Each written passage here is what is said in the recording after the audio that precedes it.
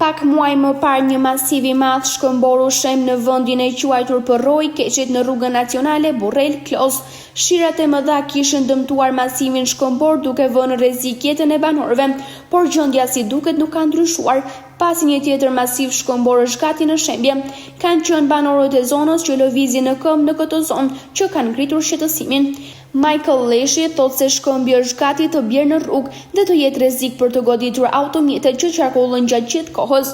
Shkëmbi është në kthesën e fundit para se të futesh tek Përroj Keqit në drejtim të Klosit, çka e bën të padukshëm për udhëtarët.